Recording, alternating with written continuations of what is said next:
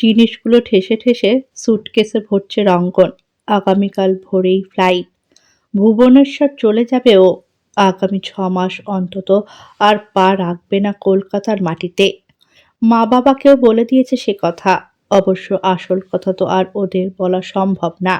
বলেছে নতুন চাকরিতে এখন ছুটি পাওয়া সম্ভব না, তাই আসতে পারবে না। আসল কথাটা কেউ কোনোদিন জানবে না।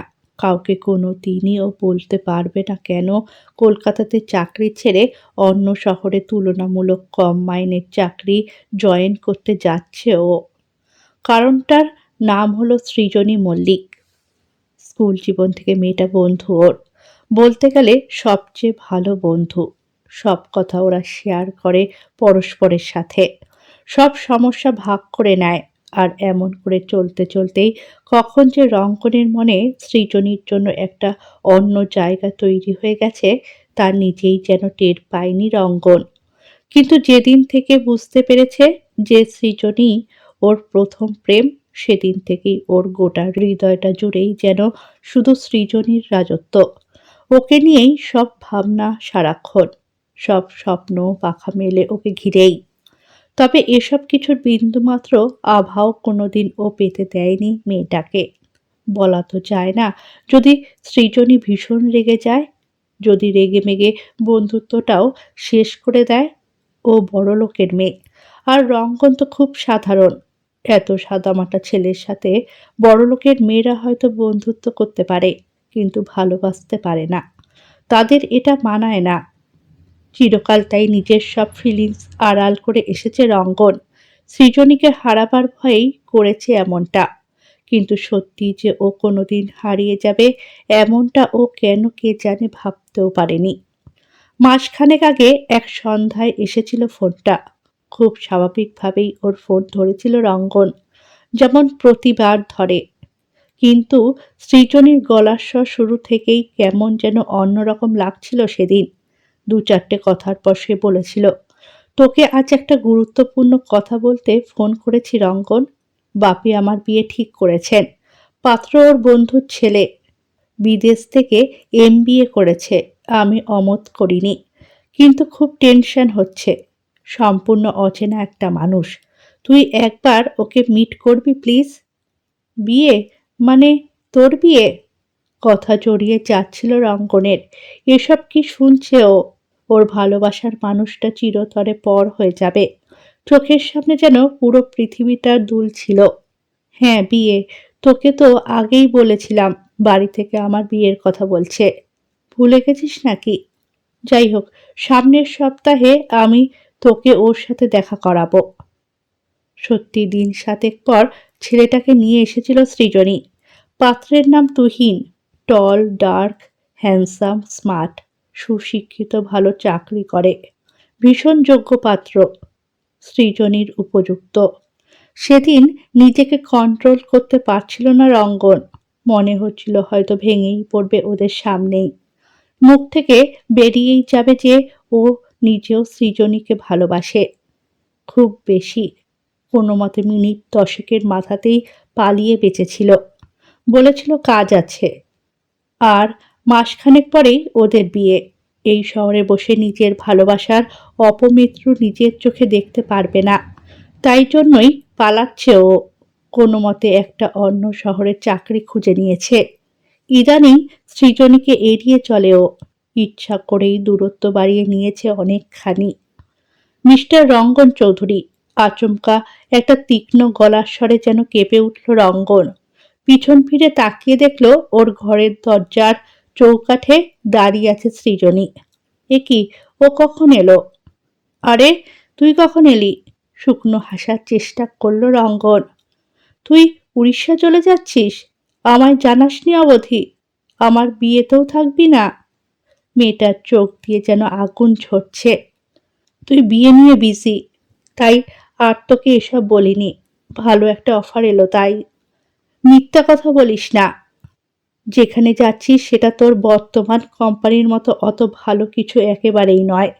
নিশ্চয়ই মাইনেও কম দেবে তার মানে। তাহলে কেন যাচ্ছিস? বল সত্যি করে। উফ, সব জানতে হবে তোকে। নিজের চরকাতে তেল দে না তুই। নিজের বিয়ের প্রস্তুতি নে।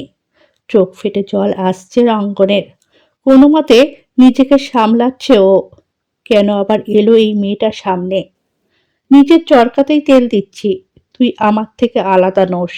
তাই আজ থেকে বলতেই হবে, কেন নিজের ক্ষতি করে অন্য শহরে যাচ্ছিস তুই? কি এমন ঘটল? তাই বুঝি আমি তোর থেকে আলাদা নই? এসব যে বলছিস তা তোর হবু বর জানে? গলা তেঁচড়া করল এবার রঙ্গন। ওকে কেন টানছিস আমাদের মাঝে? কারণ ও আমাদের মাঝে এসে গেছে। ও এসেছে বলেই তো। ও এসেছে তো কি? ও এসেছে বলেই তো আমায় চলে যেতে হবে। মানে? কারণ কি? এসব কি বলছিস? কারণটা তুই বুঝবি না। না বুঝলে তুই বল বুঝিয়ে। আমি আমি গলা কাঁপছে রঙ্গনের। তুই কি? আমি তোকে বল, তুই আমায় কি? আমিও তোকে ভালোবাসি সৃজনী। আজ থেকে নয়, অনেক আগে থেকেই। যেদিন থেকে প্রেম মানে কি সেটা বুঝেছি, হয়তো সেদিন থেকেই। আমি জানি আজ এসব কথা বলা অনুচিত। তুই অন্যের হবু স্ত্রী, কিন্তু চুপ, একদম চুপ। অনেক বাজে বকেছিস। এবার থাম প্লিজ। রঙ্গন কিছু বুঝে ওঠার আগেই ওকে আচমকা জড়িয়ে ধরেছে সৃজনী। ভীষণ অপ্রস্তুত হয়ে গেছে রঙ্গন। কোনো মতে বলল, এটা কি করছিস তুই? পাগল হয়ে গেছিস নাকি? তুহিন তোর হবু বর, আর আমার নয়, ঋতিকার হবু বর তুহিন। মানে এসব কি বলছিস তুই? ঋতিকা মানে আমার ছোট কাকার মেয়ের সাথে বিয়ে ঠিক হয়েছে তুহিনের। ওদের প্রেম গত 3 বছর। ওদের বিয়েটা ঠিক হবার পরই প্ল্যানটা করেছিলাম আমরা 3জন মিলে। প্ল্যান মানে? কিসের প্ল্যান? কি বলছিস তুই? আমি তো কিছুই বুঝতে পারছি না। তুই নিজেকে খুব চালাক ভাবলেও আমার কাছে তুই অনেক আগেই ধরা পড়ে গেছিলি বোকারাম।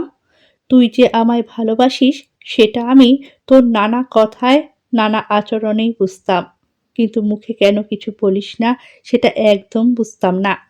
আমি মনে মনে অস্থির হয়ে উঠছিলাম তোর মুখ থেকে শোনার জন্য যে তুই আমায় ভালোবাসিস।